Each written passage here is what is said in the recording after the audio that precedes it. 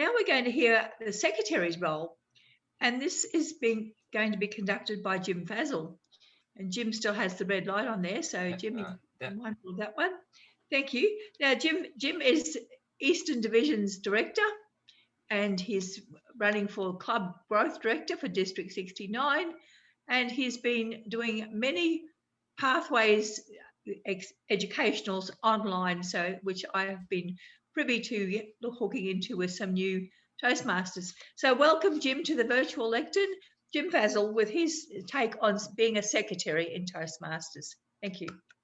Thank you, fellow Toastmasters, and to all those who are listening after this has been done. I hope you have great elections, and I hope they're all contested and you have a great year in the future.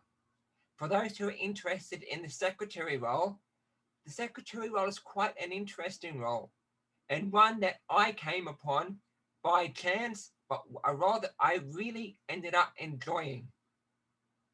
I started Toastmasters about 5 years ago, and when I started, it was because I had a very long speech I needed to do in front of about 200 people. And someone I knew said, "I'm a member of Toastmasters.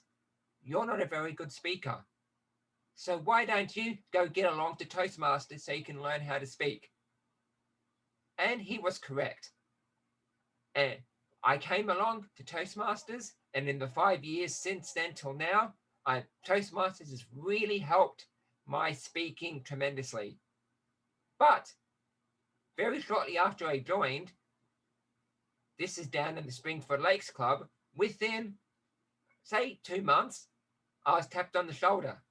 "We don't have a secretary. Are you interested in becoming secretary?"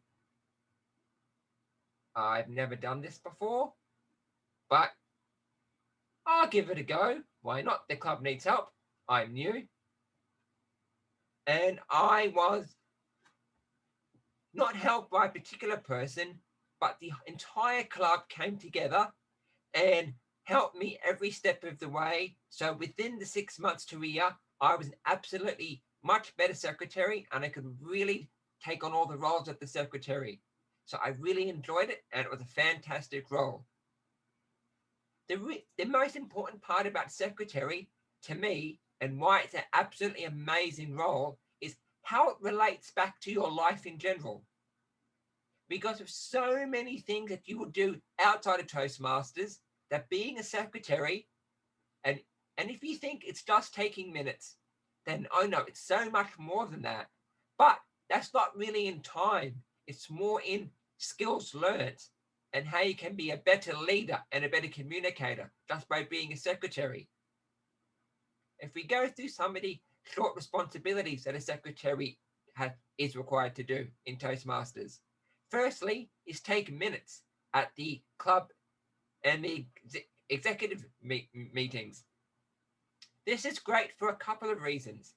Firstly, it helps you have better written skills, because it doesn't matter if you're an executive in your position at work, or if you have to write letters, or even if you're helping your child do the English homework.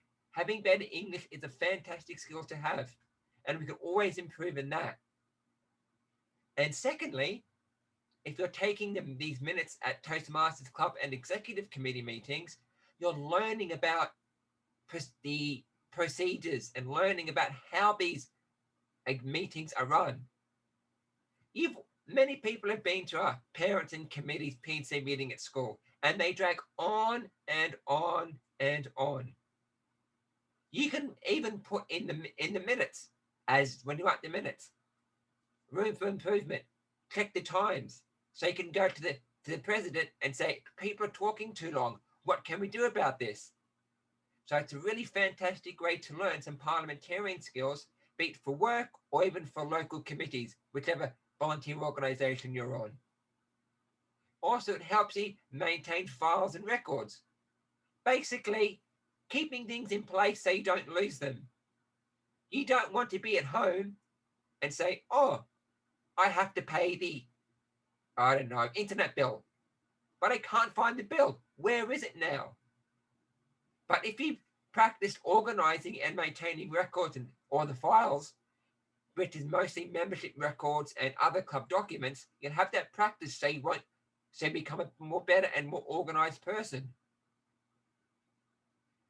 Another thing, a third responsibility, is to maintain and update the club officer list at Toastmasters International, which is a really good thing because then you know all the members who are in your club, so you can get to know them better. And it also helps you as a secretary to really learn the better structures that Toastmasters have. Who are your club officers? What roles do they have? How can they help you? And what roles do we have outside the club, be it area, division director, and so on? You'll all learn this by going to the Toastmasters website. And it will also help you to work with the other executives, because you can help the president to create better meeting agendas and better executive minutes, meeting agendas that are to time and that people can get across what they want.